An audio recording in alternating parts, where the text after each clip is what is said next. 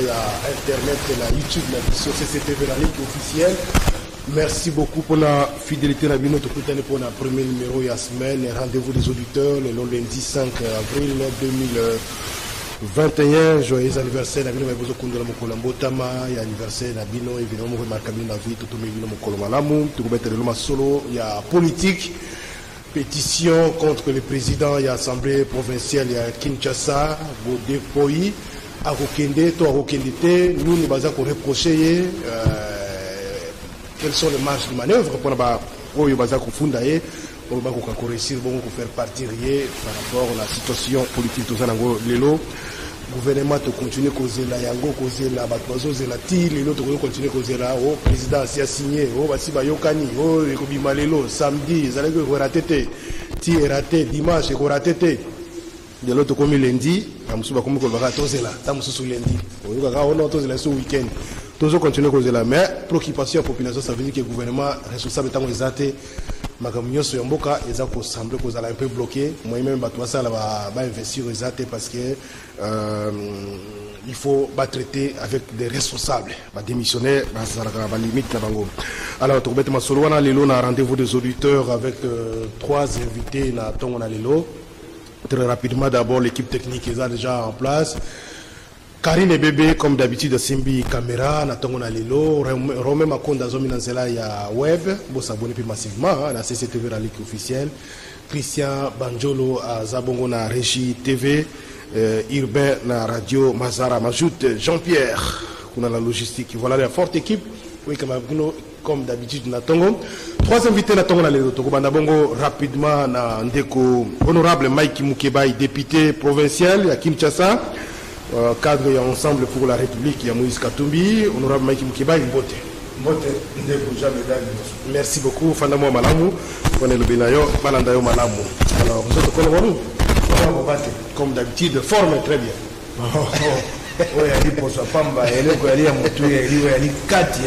Vraiment, merci beaucoup. Nabengue va toujours répondre à l'invitation à l'ISO. On a mis Balé Feli Mawila, un communicateur, il y a Union des Républicains. De Kofeni Bote. Bote de Jean Médard. Boni la discussion à Kokuta na Kolomwalelo. Boni président la ville. Il est bien important nous autres Kolongo Nzamba zo batela ye.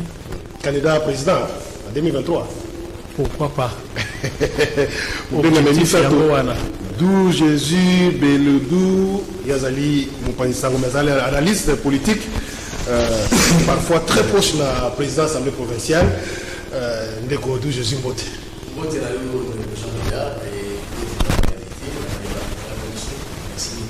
Merci beaucoup, Milmalo. Vous n'êtes pas là, on a 2 minutes comme d'habitude. On va continuer dans la discussion. Si j'aime comme il va aller particulier rapidement dans les 2 minutes. Bon, dans 2 minutes, là, je veux m'intéresser à un sujet où les émotions qui sont sorties avec le débat. Qu'est-ce qui bloque sortir? Je crois que tout le monde est là, si je pense que ça sous le bon, là, vous pouvez intéresser, mais attends, vous pouvez la même chose. Là, il est intéressé peut-être dans le droit public, dans le ça sous parole, dans le sujet. Dans la députée à Casa, il faut avoir un gouvernement de 1000 personnes pour satisfaire tout le monde, qu'il avoir un gouvernement de moins de gens pour créer des problèmes. Alors, là, avec les journalistes, il y avait une union sacrée. Oyo, Babengaki, sursaut politique. Oyo, Babengaki, ayez pour épargner dans le problème, il y a un gouvernement pléthorique qui ne faisait que ronger comme être sur politique. Les langues, on commence à comparer les morales des Congolais. Voilà, oui, c'est pour ça que. Donc, on a déjà un gouvernement pléthorique. Donc, je crois que ce qui a beau union sacrée, ça ne sert à rien. Bah, union sacrée, l'union sacrée, bah, Katumbi, bah, Bemba, bah, il y a Moussa et tous ces gens-là, bah, il y a la sursaut patriotique. Mais le reste de l'union soit lié à le gouvernement. Et comme ils partagent les gâteaux, derrière le point politique, et comme il est boulimie, le Koso, pour ça se retrouver. Alors, dans le tout là, est-ce que vous travaillez pour la Congomani, vous travailler pour le destin de la 2023? La question est là. Merci. Merci de Jean Médard. Ngai na sujet particulier na kolobela longo na opesa longonia na ba membre ya Union de Républicains oyo bazali ko intensifier musala ya ko implanter parti ya ko fandisa parti à l'intérieur du pays aussi ici na Grand Équateur sikoyo tokomi na étape ya province orientale na mobimba na yango nde bandeko bazali kuna baza ko satele na musala en prévision ya élection ya 2023 nde muslongo topesi bango longonya parce que président autaki ko intervenir na radio locale ya Mbandaka et sikawapi message na ye ezalaki bien accueilli oyo immobiliser ba membre mingi na Grand Équateur vraiment na pesi bango longonya et parti dans son ensemble topesi bango longonya.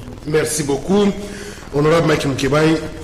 Sujet particulier na kolobela likambo ya bapanzi sango mine Peter Tiani Piro Louara Stanley Boujakela na Élysée Odia bandeko wana bakotwaka ba menace balobi te bango bakofutaka bango mbongo po te babebisa lokumu mokonzi ya mboka bakosaka bango ba menace batika toli na mboka ya démocratie bonsomi ya bapanzi sango ya ils sont libres d'avoir leurs opinions et tumbato bundaka na tango kabila yango wana et sengeli bande komosu na kata IDPS bango te moi liboko moke ba mesana te bakochola ka pe bino ye moko mokonzi mboka mokambaki bapanzi sango ya bisengi bango na sina ebisa bato nga batika bato soko bakocholanga bachola ngai yango na ko pesa toli na Abraham wakabonga akweko kuma biloko ya comité ya ba réseaux sociaux ali conseiller ya chef de l'état ako bateto si to yebi bino atangi kombo na bango atie ba photo na bango bino vous tenons à l'œil. Ça c'est une menace. Ça c'est une menace. To mais c'est la démocratie kaka ndenge to zai ko chola kabila to ba pe biso pe ba ko chola biso. Démocratie ali ndenge wana. Na pas meli kambo na telemi c'est pas mon frère wana ko funda te parce que pour ça ko salir image na bango. Tenga na base te bana ko sa ko funda te. Le patango baso be bisa image ya bato soki za solo to ya solo te mais c'est pas quand même bien. Soko ba ko te ngana ko banza te mamba funda te ka c'est tali de bango. Na sola ki na bango babi ba ko benga bango na nzela sima boko mona tokoboma bino boko sa makambo wana boko bebisa lokumu ya mokonzi mboka na ya bokonzi na ye potango oyo babenga ko nani reporter sans frontières akokoma na suka mobu akobate na bokonzi ya Félix bako ngubuma bapanjisa yali malamu te botika ya boko suna mokonzi mboka te. Déjà, pas noter déjà que continue parmi Bakaya intimidation. Il y a intimidation. Pas déjà que non Kaya intimidation. Même ça le compte bango na ba bisayo na bisi abama et puis aller conseiller du chef de l'État. Il est tenu à la réserve. Apparemment tout ça la remise et reprise. Il m'a obi a remplacé je crois. Yem de moto balongo bana na ebité. Atika biloko wana. Et ali malamu te Abraham na okabonga tika biloko wana. Kosunga mokonza mboka alinde wana te kosunga mboka mokonza ye moto akomi yango bato batangi yango nga batangi singa yango abi nduvu teno ale ingo balingo e peta uya zoko mabongo ako tinda siko bandeko baka kanda makazi ya IDPS po bakoma ko finga bandeko wana bakoma ko sa bango mabe donc ça c'est une incitation et ali malamu te Abraham na ko bango tika biloko wana tika yango merci si j'aime pas les amis obi ouais mais ba les amis si je il était kaka moko azaki na awa ndena ningo ala boye bato zolela ka butumo ya makamuzela ya ukatara na yoki zetoke imale comme député soki bato mosusu bayebi ndenge bituka ya mboka etambolaka te etali bango kelasi bakena nga na ali motinda mialimba tosala mibumi baye na assemblée provinciale ya Kisasa nazalaki député ya opposition lelo oyo nde tokoluka totya inonso akena tovandisi yango te mabulu yali na lingwala bato bakoya kotolanga yabo mabulu wana yali mosala ya jantini ngobia na bato basali mibumi baye na ye na majorité na bango eloko okanga ya kosala eza koya koluba eloko na kosala eza koya na assemblée provinciale kobengisa ministre oyo atali kobengisa ministre surtout ministre atali makambo wana nakobengisa yo député na biso alingwala asala quelque chose ndeko nakoba boye ata nabengisi ye soki aye ebongi te mosala moko te nakobengisa ye nayebisi yo esengeli nde kokotisa mbongwana na bokambi Kisasa hôtel de ville na assemblée provinciale oyo mabe ozomona wana eya ya mauvaise gestion bakoya koloba na ngai awa te mabulu na lingwala bayebaka te eyali mosala ya gouvernement provincial lelo lokola tokobunda soki nyonso ake evandi wana botuna ngai maloba eza epa na yo mpe ofungola sujet na biso ya mokona lelo dossier assemblée provinciale pétition contre le président Godé Poi bozo koreproche na nini ndeko tokokokea nao malemu Godé Poi balobi te akokamba assemblée provinciale mabe boyenge benemisio mabe na makambo etali mituka bato bazwaki na makambo etali ndako oyo akotonga na makambo etali misala letaji babi goigoi ekoti na assemblée mosala ekosala te banda to banda ata mobeko moko oyo tosi tolekisi eyali te nayoki bato baleki na etandeke balobi te Godé bato baye kosenga ye mbongo bato baye kosenga ye mituka lokola apesi bango mbongo te apesi bango mituka te yango na bato ya batu kwa kanda te bakwesa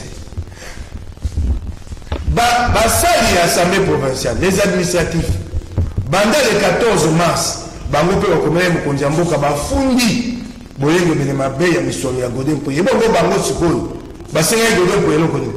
Depuis le 14 mars, les administratifs de l'Assemblée provinciale de Kinshasa ont saisi les chefs de l'État. Bakomeli balobi awa toza na sanza nzo na iba bafuta kabiso te. Awa mbongo ya Assemblée provinciale Kinshasa Godé Poi ya kosela mo mabe. Ba ya la toyeba ba administratif bango ba woli nini na Godé Poi. Siko na kota na bakambo ba fundi Godé Poi. o fundi Godé Poi. Oto fundi na kota na makambo ya ndako. Ya liboso po bato bakotia nga nayaka mikanda nayaka mono tokei malembe makambo ya ndako wana motuya $531,000 mbongo ebimi eloko ya liboso assemblée provinciale azalaka na mbongo te po ake lotonga ndako ya $531,000 Godé Poi azwi mbongo alobi akofuta nyongo wana na frais de fonctionnement. Ça c'est un détournement. C'est exécutif à ton un détournement.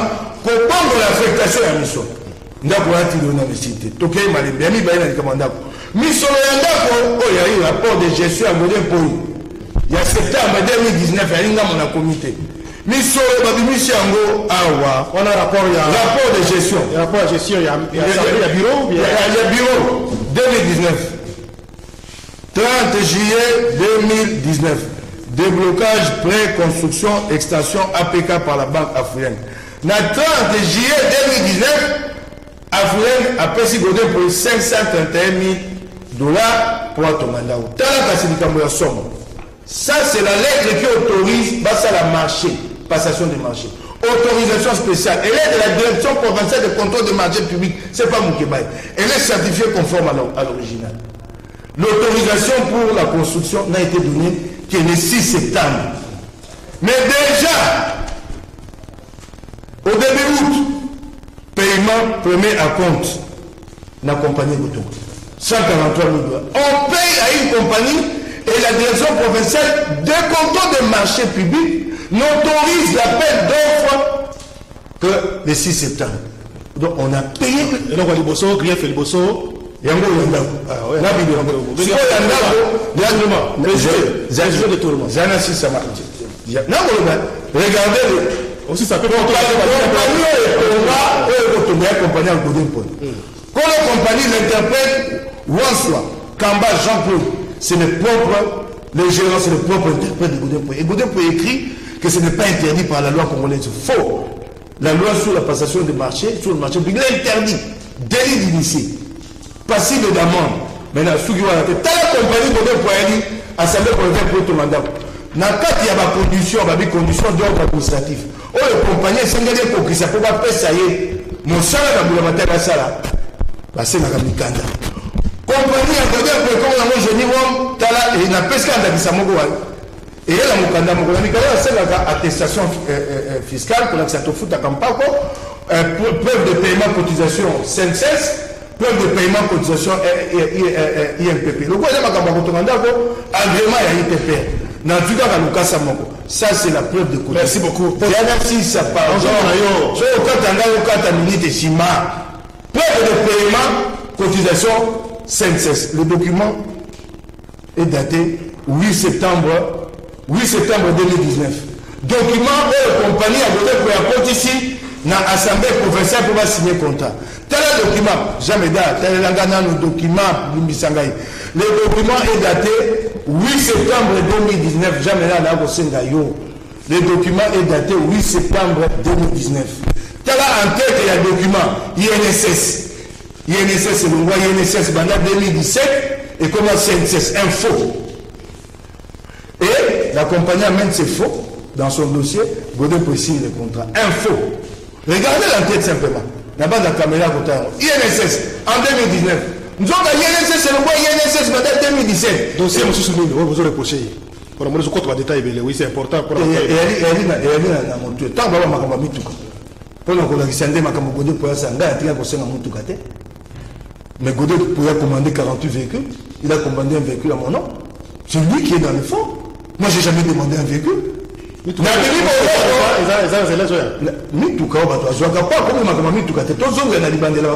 Merci. Merci. D'où Jésus le doux. C'est une révélation. Ils ont le l'Assemblée provinciale. Malgré tout, dossier que vous allez traiter les lois à niveau de la plénière. Mais c'est comme si Godé Poyi, il y a personne du matin, il y a un fond de la. Commentaire d'abord pour la pétition contre le président de l'Assemblée provinciale. Merci beaucoup, Jean-Miguel Delosso. La bande était un journaliste et tout ça, on a mis sous la ligne, on a mis l'Assemblée provinciale à Kinshasa.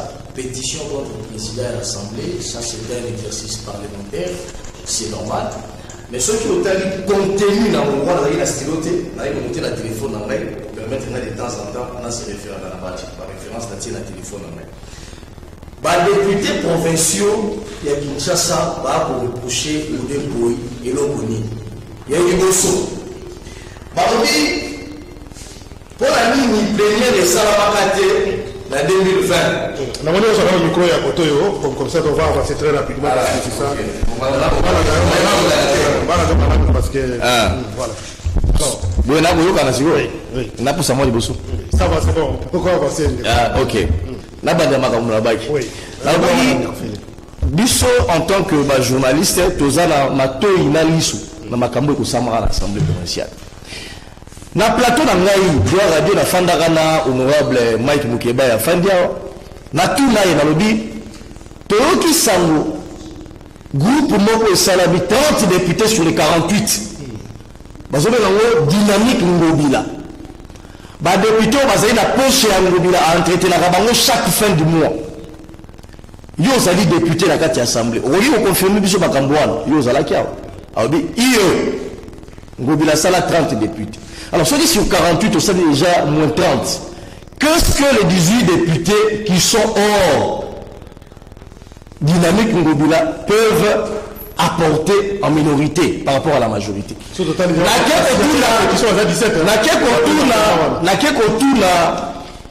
Godin Poyi, pour nos journalistes. Yo, ça la carte dynamique Ngobila. Abi na yo kali kamboana. Na tika kokota te. Et le bon na kota kunate. Et bon, tu as dit Cambolelo.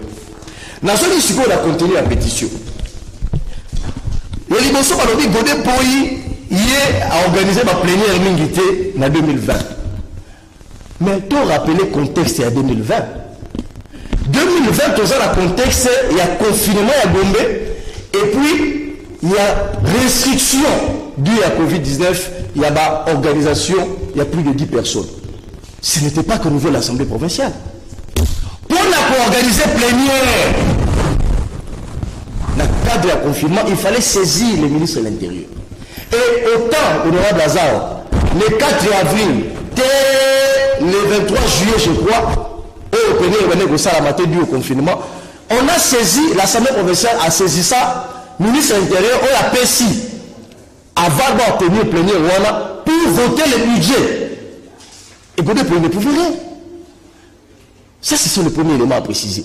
Est-ce que c'est Godin Poyi qui a refusé délibérément d'organiser la plénière ou c'était dû aux restrictions, notamment aussi à l'Assemblée nationale? Ça, c'est l'élément de Bosso. Ceux qui ont réfléchi deux fois au monde à dire ah, mon bilingue,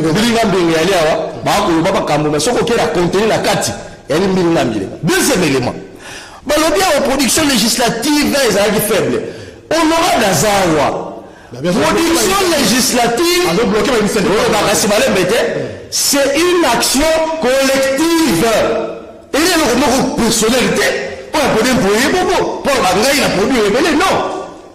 C'est une action à la députée. C'est comme ça qu'on juge de la production législative. Encore que s'il faut te compter à la carte. On aura dans un soir. Magloire Kabemba, nous sommes en 2020. Il y a un sali question orale contre directeur général de DGRK. À Bengisi. Quand c'est parce que a bloqué ma production législative. Au niveau de l'Assemblée nationale, je crois, si j'ai bonne mémoire, c'est l'article 169 du règlement intérieur. Lorsqu'il y a une question orale et qu'on invite un député, un membre de l'exécutif provincial ou un mandateur, ce n'est pas celui qui notait la question qui saisit les concernés. Mais dans le cas d'espèce, Magloire Kabemba saisit lui-même les DGRK. Nous sommes là. Il y a eu une conférence des présidents. Nous sommes honorable député a dit qu'il y a eu une conférence des présidents. Ici, Magloire, il y a eu saisir les concernés DGRK. C'est la conférence des présidents. Et conférence des présidents. Encore, il faut préciser. Magloire quand même a saisi, fait sa question orale 5 jours avant de faire la session parlementaire. Or, je crois l'article 117, il y a un règlement intérieur à l'Assemblée provinciale. Lorsque vous saisissez, soit un membre de l'exécutif, etc., et Sengen Opé, ça y est, plus ou moins 15 jours à se préparer pour répondre. Nous saisir 5 jours avant fermeture, il y a l'Assemblée, session parlementaire. 5 jours avant. Bon, 15 jours, voilà, il y a au-delà de la session. Et en plus de cela, même règlement intérieur, il y a un PK et le Bénin. Le bureau doit traiter de cette question orale pendant 7 jours. Au droit d'Azalia, vous voyez, qu'on a bango ça là. Bon, si quand on saisit 5 jours avant fermeture de la session, on va connaître pour la bloquer par rapport à quoi? Je vais terminer par là, au cas où on aura Lazao. Il y a un point Zalaki, auteur, il y a interpellation, il y a Raskin, à quoi rappeler du soir, responsable de Raskin. Avec on saisit de même alors dit ah m'a interpellé mais boti kamala que le gouvernement président la ngai Katumbi a wita ki libanda a yé la Lumbashi le voilà za mambo ya sama na kenda bo gelé question wa ba gelé ya ki azoni kisasa godembo ya ko gobenga ye akoyi bisabiso amina il y a la question ici pendante il y a kato solango je dis que tu as un sous à Zimaloba, à quoi ça dit ma cambo ya saisi ça gawana et sous gawana. Et donc, mais moi je suis journaliste et un journaliste, ceux qui ont un journaliste, ceux qui disent Camboyali, ceux Satan, ceux qui disent ma cambo, na ko tanga Nicolas n'est pas Satan et pas Satan, na ko ko tana. Et donc, les lots ceux qui na ba ko zele belé ata ko to zo. Na ko ma cambo était l'inauguration de la bâtisse, il y a APK ou Wana, et ça dans 2 semaines. On livre on ici là déjà. Ceux qui vont livrer dans l'hôtel et du fait que toi là qui n'a contexte, il y a confinement, on ne veut pas les autres, mais ça mission. Qui sommes-nous sur ce plateau pour contredire avis de non-objection, il y a un marché public. Merci. Il y a que le marché public qui peut authentifier. Ce n'est pas comme dans les procès où on est passé outre la DGCMP. Merci. Si la DGCMP, avant de donner pour y signer un contrat, il a fallu que la DGCMP soit saisie. Et la DGCMP étant saisie, donné pour y assigner le contrat en bon uniforme, l'équipe de gré à gré. Mais nous pouvons donc supputer sur la télévision, mais les documents sont là. Mon disposition parole Parlons pas dans des Konabiso Feli, Mawila, il y a Union des Républicains. Ça vous préoccupe les non-gestions, il y a Kinshasa, qui vit l'habitude des autres, est-ce que vous pensez que c'est vraiment opportun qu'il y ait une institution, un gestionnaire, comme une institution, va quand même bousculer, va répondre quand même à la grief, il y a ça qui Kinshasa, il député, va initier pétition contre le président Mamogo Point. Vous voyez que la démarche. Vraiment, pour la Union des Républicains, nous, c'est une grande distraction. La population azali na préoccupation ya makasi. Likambo etali sécurité, l'insécurité na kacha villa Kinshasa. Makambo etali destruction avancée ya ba état de route. Lelo okomona ba embouteillage mingi. Parmi ba cause ya ba embouteillage oza aussi ba état de défection ya ba route ndenge komi très avancé. Okotambo la commune moko te okomona nzela ezali lolenge yango esengeli salema. Misala yango wana ne population azali kozela. O ezala ba impact réel. O la population azali kozela. Population atala kabilo ko wana nyonso te. Population kotala résultat. Et donc on dit bon misela ye. Et donc on dit bozo salela ye. Plein ezali à tout moment. Soko tali ba différentes chaînes. Ba azali kolobe na insécurité. Ba image ezali koleka. Ba to pala kolanda. Mais jusque-là, bah, solution efficace, oyo ekoki kopangisa, bah, oyo bazali ba responsable na cause ya insécurité ezalité. Na makambo tali betale ya président assemblée provinciale, cause la makambo tali ya sécurité, makambo tali banzela, makambo tali social ya bana ko Kinshasa. Mais il y a la part de responsabilité pour la Makambetali et état de route à Ville à Kinshasa. Ils ont la compétence là. Makambetali et sécurité la Ville à Kinshasa. Ils ont la Ville à Kinshasa. Ils ont sous son administration. Donc il y a apporté ma solution. Na o état le première personne à indiquer pour la solution. La députée provinciale n'a pas moyen suffisant pour faire face à nous sommes connaître dans beaucoup de Kinshasa particulièrement social, sécurité, parce que les exécutifs provincial. Oui, c'est l'exécutif. Mais en assemblée provinciale, ce qui est exécutif, Fazali Kosala Moussalaté, et Singeli va interpeller. Bah, il va pour Nanini, les lois ont été les makambo ya ba chiffre, ba marché, tout nous sont les gars koleka. Bah, tout bazali kozelande misala. Ben, ceux qui gouvernent avec le salaire malade, les misales comme ça, ils ont fait les et bandaki na niveau national, tolandaki théâtre et au salaire à niveau ya parlement. Et les lots, si les lots, majorité bazui, bazo quoi robim ça gouvernement. C'est autant où ils allaient pour les cas à niveau de l'Assemblée nationale, il y a l'Assemblée provinciale. Donc, ce qui est à niveau à l'écolo, solution égalité. Banda babimisa kelo kona bango, banda basalaki majorité. Tout ce qu'on a déclaration, il y a un dépôt, ouais, vous allez me pas dire, Tango Bazali Koloba, objectif, il y a un initiateur, il y a une union sacrée. Alors, objectif à l'immoso, ils allaient réduire, train de vie, il y a un membre du gouvernement, pour réduire nombre de ministères, les lots, pour besoin de la cause, Balobiki. Autant de ministres pour satisfaire bateau. Merci. Pour ça, on a plaisir parce que ils ont un problème d'intérêt. Ils ont un problème de population, il y a intérêt à peuple. Merci beaucoup, Ndeko Félix Mawila, communicateur Union des Républicains. Honorable Mike Moukebaï, chance de nous trouver dans la démarche. Ça la pour là, ça va qui Ndeko Sali quelque chose. Ndeko Jean dynamique. Félix Mawila Ali Banda Disa. Son bâtiment. Il est au pas les génériques qui l'amènent là. On n'est pas dans les génériques là. Qu'est-ce qui se passe? Les Kinois veulent savoir. Ce qu'on devant mon coin là, ils ont ma camarade. Aux autres amis, on n'a pas mangana pour ça d'où je suis. Population Azali la résultat. Il y a Liboso. En 2020, il y a eu des sessions. Il y a Liboso en 2020, il y a eu deux sessions. On oublie la session. Deux sessions.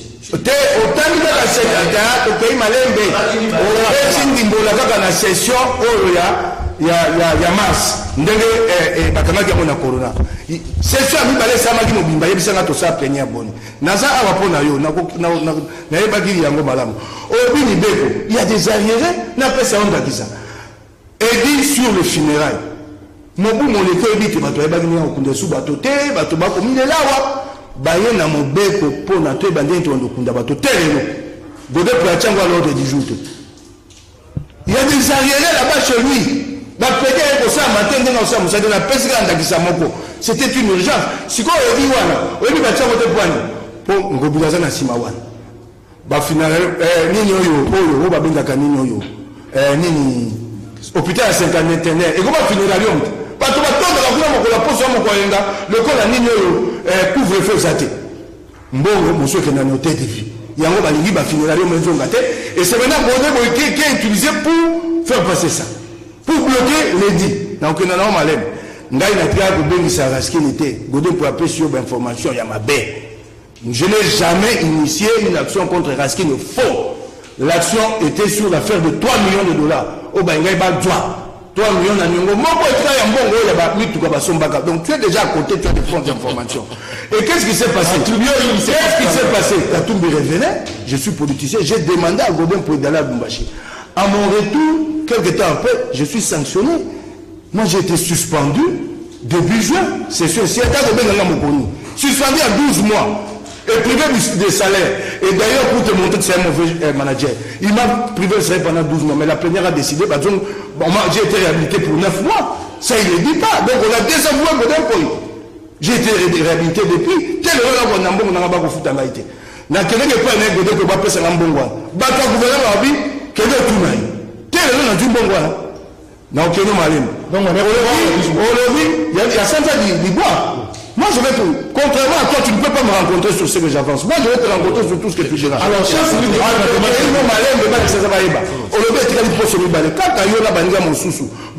le bâtiment était achevé à 90%.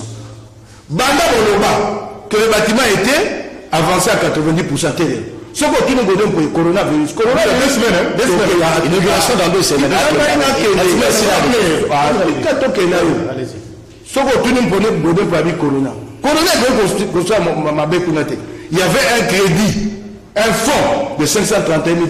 Corona, qui a compte, donc il y a un problème. Durant les travaux 6 mois, au jour d'aujourd'hui, on en est plus d'une année et on est fiers. Durant les travaux, elle est contraignante.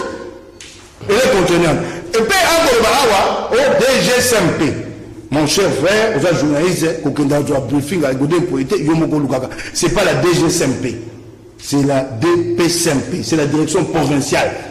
Tu l'as répété 3 fois ici, j'étais entendu. Vous êtes sur les concepts? Non, oui, c'est important. Vous êtes sur les concepts. Le marché, non, de la pétition. Le marché, non. Vous êtes sur les concepts. Vous êtes sur les concepts. Vous êtes sur les concepts.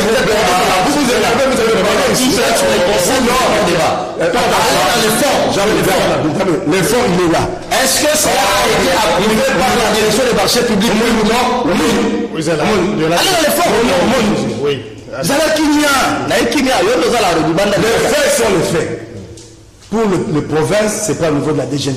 D'ailleurs, c'est supposé de savoir. Vous êtes dans les conseils. C'est une procédure. La direction des marchés publics. C'est provincial. C'est la direction des marchés publics. Voilà. Donc, au niveau de la démarche la ville, oui, sur le plan réglementaire, c'est bon, vous avez raison, mais les contenus, au niveau de province, on ne va jamais les rencontrer. C'est la direction provinciale de contrôle. Non, on y va tout doux. On parle de la direction provinciale. On parle de la DGSMP. Regarde. Ça, c'est le rapport de gestion. Il ne m'amènera aucun document ici. Moi, j'ai des documents. Je vous ai lu le document ici que l'argent est sorti début août. Il sort l'argent début août. Premier à compte 143 000 $. Mais ça, c'est Godin Poyi qui écrit à la direction provinciale de contrôle des marchés publics. Godin Poyi écrit quand? Jean Médard, suis-moi un peu, pardon. Godin Poyi écrit à la direction provinciale de contrôle des marchés publics quand? Le 2 septembre. On recommande. Il écrit pour solliciter. Il dit que nous ne pouvons pas faire l'appel d'offres ouvert. Donnez-nous l'autorisation spéciale pour faire l'appel d'offres restreint. Je ne sais pas s'il comprend tout ce que je dis là, Bénédou. Alors, il demande l'autorisation pour lancer l'appel d'offres. Donc ça veut dire que, laisse-moi terminer, c'est important pour le public. Ça veut dire que le marché n'est pas encore conclu. Quand il écrit, il reçoit la réponse Lingala. Tant qu'on commis, Bayanoli est le 6 septembre. Donc c'est le 6 septembre que la direction provinciale des marchés publics, provinciale de contrôle des marchés, autorise de lancer l'appel d'offres. Mais Godin a déjà sorti l'argent depuis le mois d'août. Alors, si on chasse, nous, on peut la démarche. Est-ce que tu comprends? Ça, c'est notre cas, au moins, doute du Jésus, et puis dynamique face à la dynamique, il y a 30 députés, ceux qui dynamique Mobila. Apparemment, vous allez vous poser la démarche. C'est une simple formalité, le nom. C'est comme tu l'as dit. Bon, tenez-vous que la bien. Godin Boy et pas Eloua la Montako Bateli Jatini Ngobia. Ça c'est clair. Bana Mkopa, Bana Ngomba, Moko. Pour la gestion de Gentini, pour battre la main, il s'est mis assemblée pour aller comme Manamoto, c'est ça la réalité de cette assemblée. Il y a un ambition, mais sur le temps de poser l'équipe, toujours qu'il y a une assemblée, à la tombe, bah, mais si bon, besoin de Ismaël, tant qu'il y a des moments tout ça, c'est là, il y a qu'à bah, si nous sommes, Ismaël, n'a pas sur ton temps, on va balancer la moto, ton temps, on a baba, fin de la mission au sac à nous. Et bon, donc, nous allons ça va, ça marche. Jean Bédard, elle a participé Sony. Elle a participé sauter. Il y a un concept. Moi, je vous parle des marchés publics. Et alors, la Cour constitutionnelle est déclarée constitutionnalité. Il a fait. Motomo, on a plateau à télévision à Fandi. Le roi a moto à Godin Poïté. Alors, c'est inconstitutionnel. Qui les moutois ici, Tofani la Awa, a déclaré valable ou pas un contrat dont le marché public a persécuté là. Qui? Donc c'est-à-dire on est en train de suppiter. Godin Poye a tchaki mokoro tango na suka. Marché public a servi. Alors dit ah c'est pour tiens mokoro na tiens mokoro. Bâtiment ici. Il y a un député provincial. On quel était la caméra là. Kena la simakuna. Tala. Comment la bâtiment ici ba ko inaugurer. Mais le moyen ko bakate. Mukeba ko bakate. Ezali nini? Pour la zone bic, pour ça il y a été. Si on voit le 531 000 euros, ils ont la banque, après la banque la place. Mais il ne veut pas dire que 204 000 $, 204 000 $, et ils ont fonctionné. Le roi va frais bancaire, il y a dette, il y a contrat, on va député provincial, va contracter. Il y a le barote. Ça, ce sont des choses que vous qui marrent dans la plateauté. Ça, c'est le premier élément. Mais combien d'institutions? Et les députés provinciaux sont d'accord avec ça. Et tous les députés provinciaux. Non, ça, c'est le député. Non, il a dit on ne l'a pas accusé. Tous les députés provinciaux, tous les députés provinciaux. Attends, oui, je n'étais pas là. Il a pas mis foot à l'heure. J'étais en prison. Non, c'est les autres. J'entends ça. Ça, c'est le premier élément. J'étais en prison. Le deuxième élément. Donc, il y a une complicité aussi des députés provinciaux. Complicité. Na carte député, la carte est dynamique, la malade. Tant aussi, je ne pas la carte de la mais toi, qu'est-ce qu'on a il faut non, c'est ça. On n'encourage pas, mais on dit ceci. On dit, il y a des députés qui viennent faire du chantage à Godin Poye, qui sont à la base de certaines choses. Merci. Et ça, c'est pour la Bakinois. Un député provincial de Kinshasa, mon honorable Moukele Avandia, il touche, il y a beaucoup d'imaginer, il y a après de 8 000 $. 8200. Oui, je l'ai déjà dit. La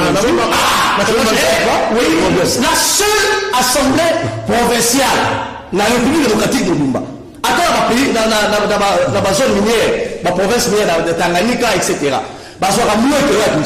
Ce sont les députés provinciaux les mieux nantis.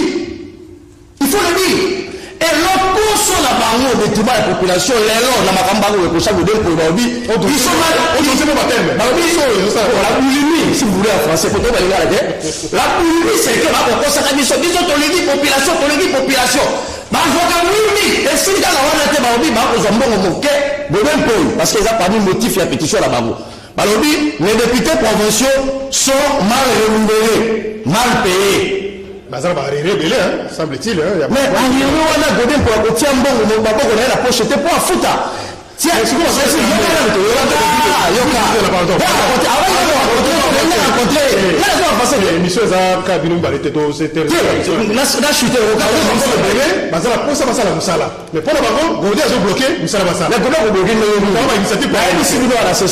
D'abord, on dit que pour la convoquer la plénière assemblée provinciale, il faut 10 000 $. Et le contexte est coronavirus. Dans le contexte, il y a récession économique. Il y a le gouvernement provincial. Ce qui est bon, il y a l'organisation de l'Église. Vous avez qui bloque, et vous avez la cause de la partie, la Kadia Kanaé, à ça, il y a foutu, à ce foutu, pour pas convoquer plénière. Ça, c'est le mensonge autotélémé qui m'a bien, on a eu des presque à Miocha. Les mal, c'est les autres, ma mère, Godin, pour y bissoter. Merci. Ici, il faut préciser une chose. une année de rien. Quoi pasteur? Quand on dit qu'il me faut se marrer. Il faut consulter la vérité. Il y a eu un groupe de députés provinciaux. Ça, il faut le dire. Pour ça, la pour le chantage. Ndenge ali boye biso to wana pesa yo o sala biso lobby pas gouverneur ngobila pour ça nous bâtir biso l'exécutif provincial l'homme étant serré après ça la porte de presse ça a été l'homme étant serré lobby boyete ngai nazali pasteur probité intellectuelle ngai et tinginate na ça chantage pas faites des démarches normales ça c'est le deuxième élément na banzela ba ko tonga pa ba so ba futi ba moké basagini bakataki mwandango ba monument ya député provinciaux pour permettre à ce que ba mobiliser pour exécuter pour essayer de mobiliser et mobiliser mbongo basa ba nzela ko ba engesa ba nzela ni kemi yo ba ko saka la frère exécutif provincial quand c'est ba député provinciaux ni sauté parce que il y a des députés provinciaux ba la probité intellectuelle morale irréprochable mais une poignée de députés provinciaux ba ko sala ka chantage na président Godé ba obila na bambongo nyonso batravaille kosalamaka pourcentage na biso le droit assemblée nationale a droit à signature et revenu na biso ba kosala la pression alors bité quand la kosa mboka etambola ko sase ke na liboso ne ba telemi ba saini ba noa wa pétition ba ko kosa ka zaini union sacrée union sacrée a une ba ligne ba konti sa démarche na bongo la kati union sacrée pour ba lier à soki na likamboni merci et ali et le conseil à ba député moko be ba sangani ba faire chanter président le roi ça d'accord OK mais non reste serein. Aujourd'hui, il va se présenter, il a plénière au Kosa Malélo, il est sérieux. Il y a ça, le roi, président, ça fait provincial, nous sous-soutenons, qui m'a débat. Non, il y a le biso qui a compris. Ce qui a compris, dans un débat contradictoire, intellectuel. Et à la tête, à ma Cuba. Député, monsieur, je suis par là. Je suis s'il vous plaît. C'est toi la police. Les arabes, pardon. Comme non, merci beaucoup. Merci. Encaissez, vous allez répondre. Ça calme, en même temps, ça calme. Mais ça, le parent de Félix, vous avez plus assez de temps pour avoir dossier à l'Assemblée provinciale. Félix, au Bakissi, sur les actes. Merci.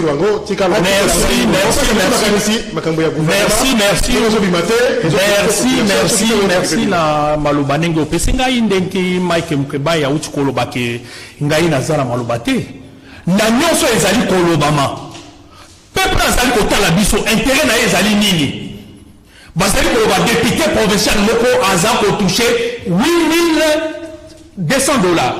Nassi na loba yango $8,200 j'ai été le premier à le dire intérêt ya peuple ezali wapi lelo moko kokomande mituka mpona badéputé olobi yango nazali hors débat gouverner sur l'art de gestion de la cité lelo nyonso bozali kosala peuple azali kozela résultat azali perdu na kati ya débat te oyo boza koloba ezali na débat na niveau ya likolo en réalité peuple azali kotala biso intérêt na ezali nini parce que non bitan bokoya ko se présenter devant lui akozongisela bino mituna par rapport na oyo bosalaki te ezali kokende totikali na 2 ans te ezokende oyo to wana vous perdez donc vous avez la carte à distance on a la carte à distance oui madame c'est professionnel mais c'est vrai Mboka les a bloqué apparemment ils ont bloqué tout est totalement bloqué c'est à l'Assemblée provinciale c'est à tous les niveaux. Alors, ndeko maï de Kebaï,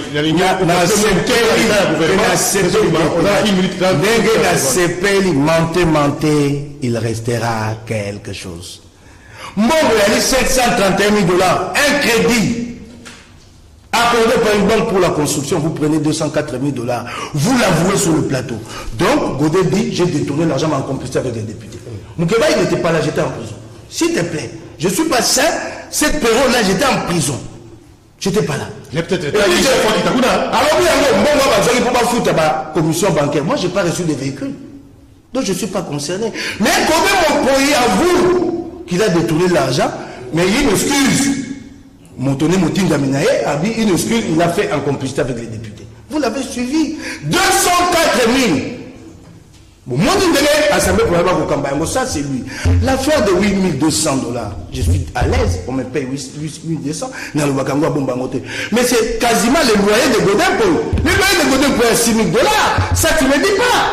Il avait trouvé le loyer. Laisse-moi y aller. Il a, à Koutakanda, il y a sa professeur, il a 3 000. À Matisha, il a 6 000. Na pas yango aleka ne pas ya sango mokonzaba 6 000 $ zambongo ampiodi yo siko ya ko ludo plate sabiso wana moto ya moko ndako ya ye. Donc ce que lui a touche de loyer c'est à peu près mais maison monument et il a augmenté ça il ne dit pas. Je vais te rencontrer mon cher ami le route batia au kata biso mbongo pona nzela te lokuta mbongo bako futa biso au lieu de 500 000 de 800 bako pesa profil mabe on nous paye 8200 pendant la période de Corona, on paye 5200. Godin-Poy et les questeurs ont fait la comptabilité pour reconnaître les documents. Chaque député a reçu ces documents. Même nous-mêmes, Godin-Poy, pour reconnaître. La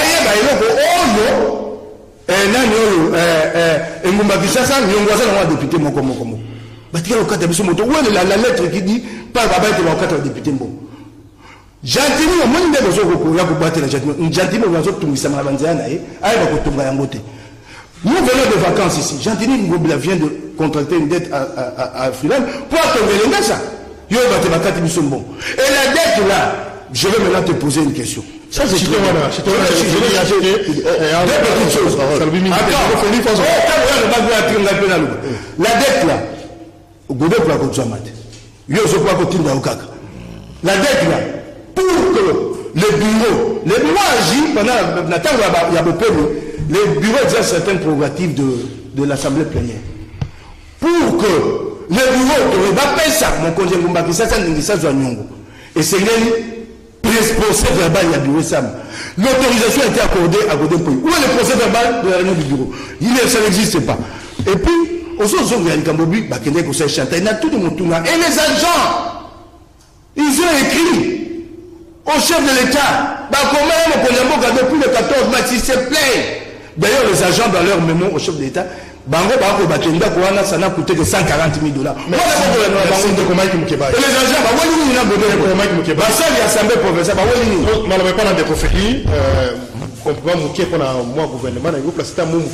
c'est vrai que le dossier assemblée provinciale, les autres, voilà comment l'Assemblée. Effectivement, la Ligue a clôturé na élément moko.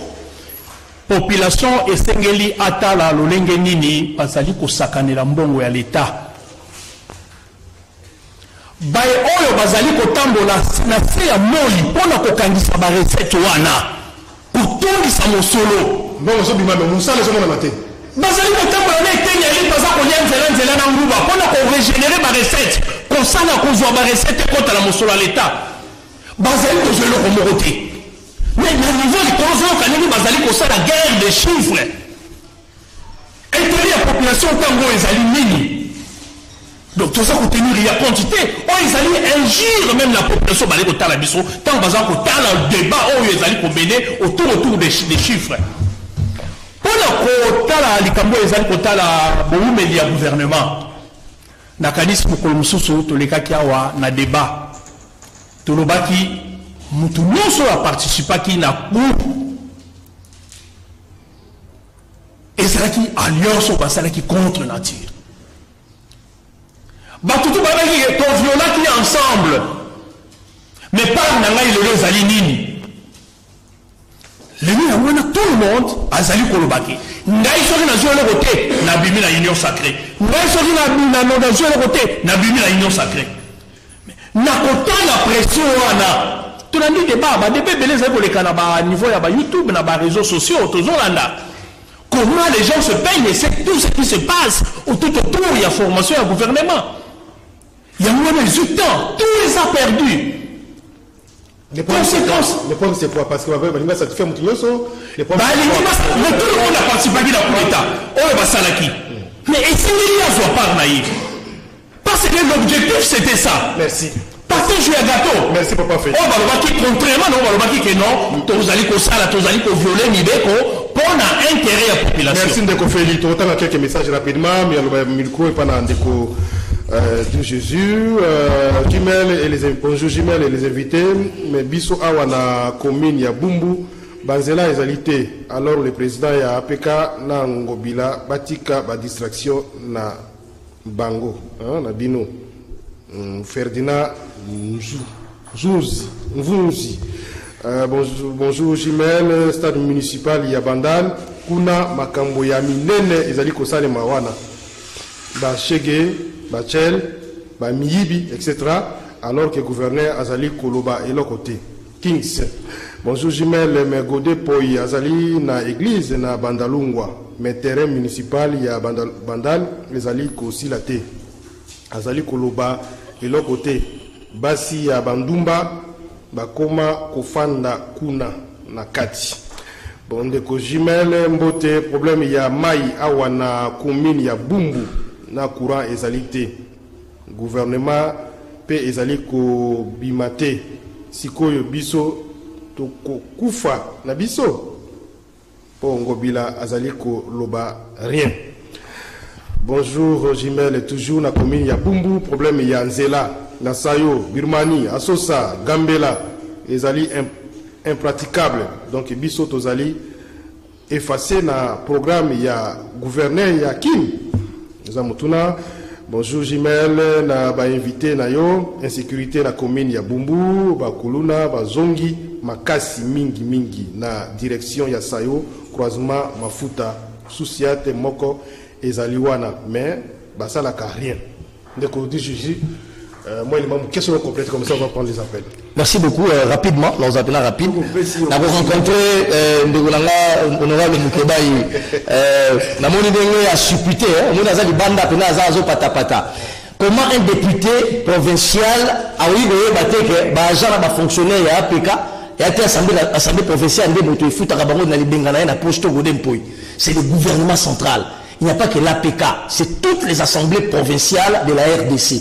C'est le gouvernement central qui décaisse un fonds pour payer les agents et les administratifs. Et un peu d'impunité pour aller au plateau, un peu d'impunité bloqué.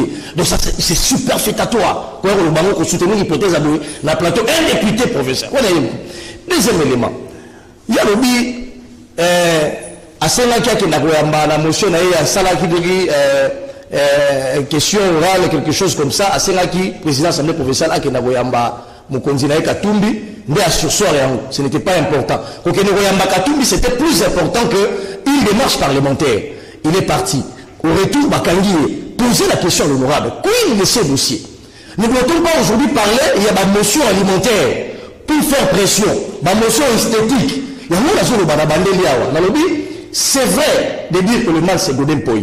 Mais sur toute la ligne de la pétition, on peut bloquer plénière, on peut bloquer l'initiative parlementaire, on peut détourner. Le honorable est incapable de prouver ne serait-ce que 10 francs il y a détournement ici sur le plateau. Parce que, non, aujourd'hui, il est serein. L'homme est serein. Ce qui a quoi, le député va s'épeler à quoi, mais ce qui va député va qui est habitué à vote, démarche Wana, lui il a beaucoup de respect pour les députés. Démarche Wana, elle est une démarche à mentionner, à pétitionner, Ndambu, et pour la Liboumou.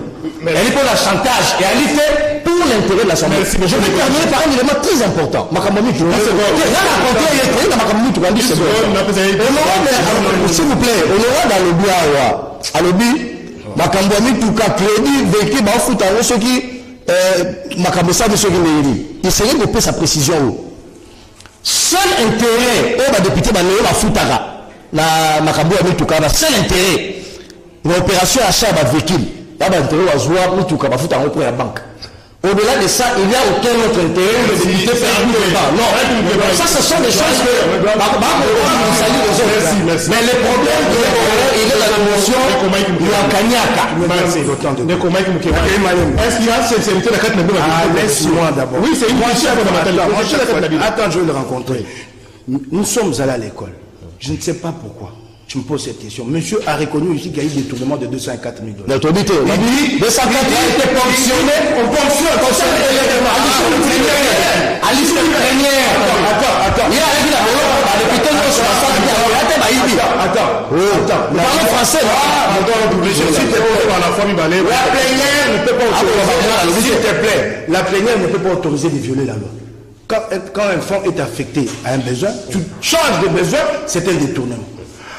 Si quand on demande à ponction, on gère comme ça. C'est ridicule de venir défendre de telles idées ici. Je vais y aller tout de suite. Je n'ai jamais dit que Godin pour bloc. J'ai dit, non, mais pétition. Jamais d'abaisser. Oui, allez-y. Pétition, effectivement.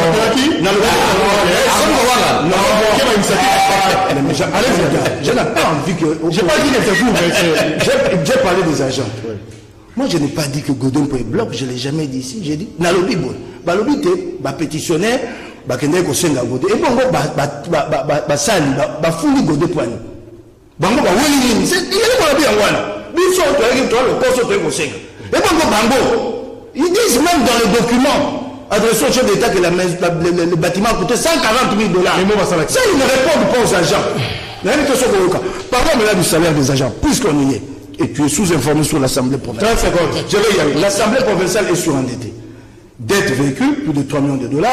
Dette, il y a un d'accord, n'a pas de batazou, bango moko. Nathan, la corona, bango wana, godé pour la petite Assemblée provinciale, n'ongo mi balé. Il y a 3 millions, il y a mis tout cas. Et il y a des choses que je ne voudrais pas dire ici pour ne pas gêner certains collègues. Il y a 3 millions, il y a mis tout cas.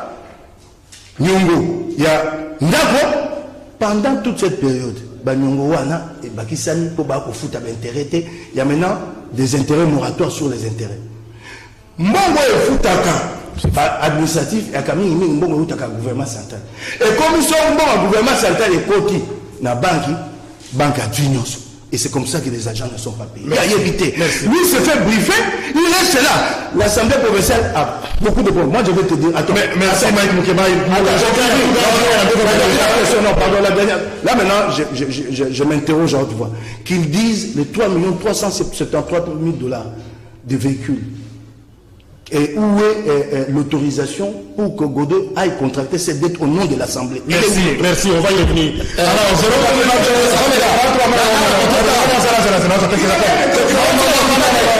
je prends quelques appels, s'il vous plaît. D'accord, presque la souka. Écoutez, Ali, j'ai malheur. 20 secondes, il y a le souka. Donc, toujours quelques appels, 082 33 33 749, au Bengouké, l'essentiel, la dossier Assemblée provinciale. Opportunité à initiative à député par rapport à greffe à reprocher président de l'Assemblée provinciale et puis moi je à défense toujours à travers bateau yo ba contrat qui est nous soir on peut sa contribution à bino. Allô, bonjour. Allô, bonjour, je suis ma question dans la plateforme. Oui. Je suis malheureusement évacué. Mais écoutez, Jésus a noté à ça on se parlait de la pays. Il y a un aspect de journaliste de vérification. Parce que vous avez défendre un programme de paix, vous devez la place de l'Assemblée avec ce que la réalité de l'année.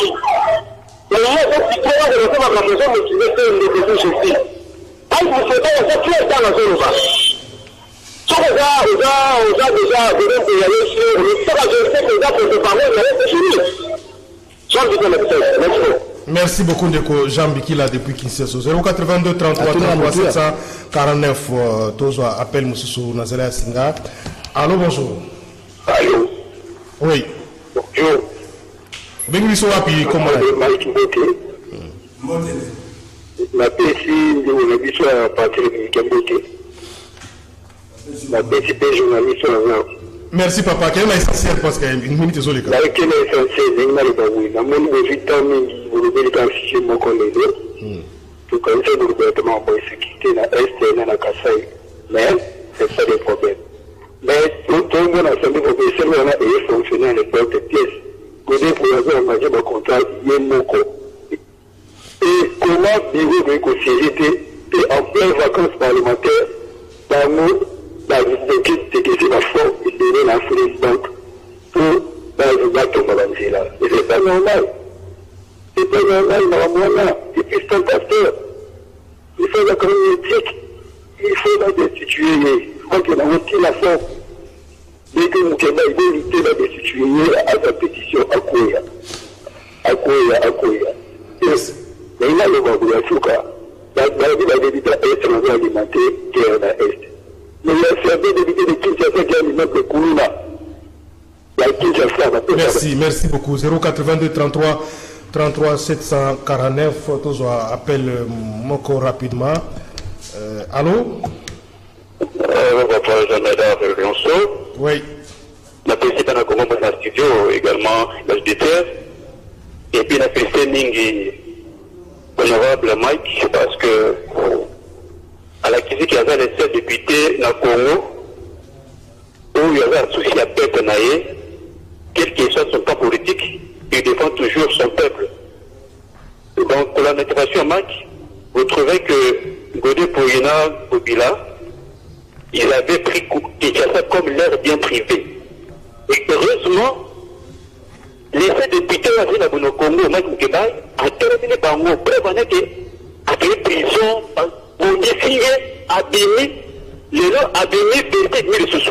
Donc, il y a des députés parce que la masse pour que on a connu pour y, là, au Bilaka, c'est Kinshasa. Parce que ce sont les deux types qui font à ce que Kinshasa ait pensé de recevoir ça. Merci. Merci beaucoup. Bonjour Jumel, Yebisa Ndeko Mukeba, Yatika Distraction. La Yebisa Kibiso, Union Sacrée. Kakaboye, Tango et échoué. Bazongelin Ndeko Godepoi. Ndeko Monjobo. Zela YouTube, je crois. Bonjour Jumel, Zela ya Malueka. Eko Sila Mokolonini. Pe électricité, Eko Komawana. Na Likelemba Mokolonini. Ndeko Blanchard Songe. Voilà, on prend un dernier appel. Allô, bonjour. Allô, oui, très rapidement, tu as souka, oui. Oui, ben qui sont là? Il y a des rapport à l'Assemblée provinciale et Jean-Marc Moukebaï. Ni député, à journaliste. Il y a une Assemblée provinciale qui est Mike Moukebaï. Merci beaucoup. Alors, d'où je suis, Beledou, on a 30 secondes. Et c'est là Beledou, d'où Jésus, a accrédité l'Assemblée provinciale, a député, mais il assiste à toutes les plénières. Et s'il vous plaît, nos informations. Et nous sommes en journalisme, nous partons au-delà de ce que les politiques déclarent. Bon, c'est fier la politique qui est, là, Sabino, Makambo, s'il vous plaît. Vous avez des députés, vous allez exemplaire dans le plateau. Makambo, pour les cas de l'Assemblée provinciale, il y a eu Makambo, il y a une poignée à la députée, et il y a eu Makambo Mbokate. La toute les questions à honorable pour répondre à l'IT. Quid de son initiative parlementaire étant à outil prison, dans le Bakatung. Tel est là, à répondre à l'IT, à comme la Barofinga. Et au moment où nous faisons cette émission, il y a des problèmes d'insécurité la boum et il y a des problèmes de la ligne jamais tu verras le roi d'Afadi a interpellé les ministres concernés. Non, à côté de la politique spectacle. Merci. Et ça, c'est ce que les Kinois ne veulent plus. Aujourd'hui, la vérité, c'est que l'Union sur une poignée de députés professionnels sauté parce que les députés professionnels a probité morale pe bali la Katuara et une poignée de députés. Quoi prétexte.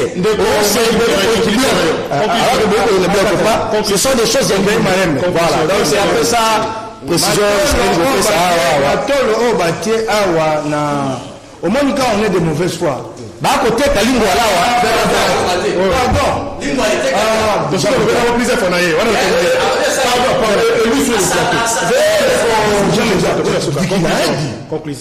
Concluez, pardon. Avec Lissouka, on est de mauvaise foi. Avec lui sur le plateau, nous avons parlé de comètes. Lui, il y a une commission d'enquête. J'ai payé de mon argent parce que l'Assemblée provinciale est incapable de nous donner le moyen. J'ai payé de ma poche pour faire les rapports. Tu comprends combien les députés souffrent? De ma poche, Godin pour y m'entendre quand je parle. Président, j'ai payé de ma poche pour ce rapport que je n'ai pas encore présenté parce que nous étions en vacances. Conclusion, comment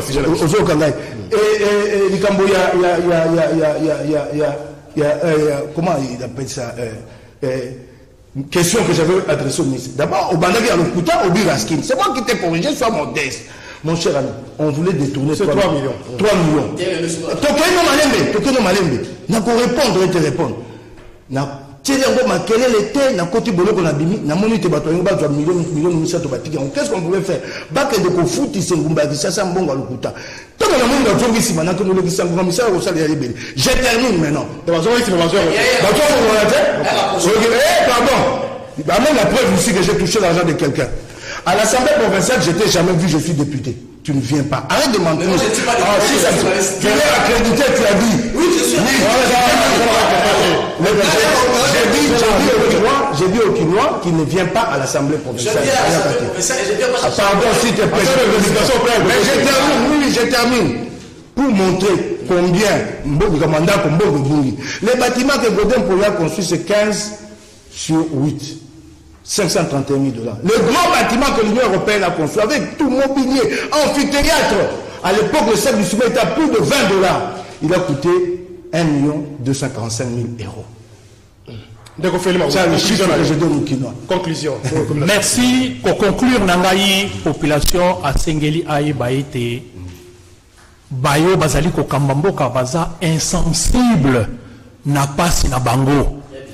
Bazali kota na bobele mabumu na bango. Boniti kolanda ba guerre ya ba chiffre. Soki to keyi na niveau ya gouverneur wa Bazali kokamba ville à Kinshasa. To moni espace public nyonso esili. Partout batol. Na moni kokota na nga wa j'étais surpris. Na moni espace nyonso bakangi batol. Et lingu la kisake bateki. Batu population za kokengela hala madusu ni eza koleka. Azali koyeba te. Dossier ya mama yemo. Batu bakufi, il y a eu des morts, il y a eu mort d'hommes. Massa c'est bétami. Soukanango en vérité, mon ami. Oh, gouverneur à Salaki. Ils allaient à une subordination. Ils allaient à une infraction grave. Bah député, bah Salaki Nini, bah député provincial, pour la dossier Wana. Parce qu'il y a eu mort d'hommes. Merci l'équipe technique, Christian Zalaki na Régie TV, Irvin à radio, Romain Makonda, José Andiabazan Zela, il y a Internet, web. Ndeko Dadi Kusaka pe Karine Bebe Basima ba caméra na tongo na lelo rediffusion il y a rendez-vous des auditeurs 16h30 et 23h10 dans Radio Liberté Kinshasa. Deuxième partie 10h30 avec Bonheur Zinga. Botika Malam de Tokuta Lobby na 8h15. Kiosque 9h30 avec Michel Koyapa. Très bonne journée Nabil Vincent. Merci.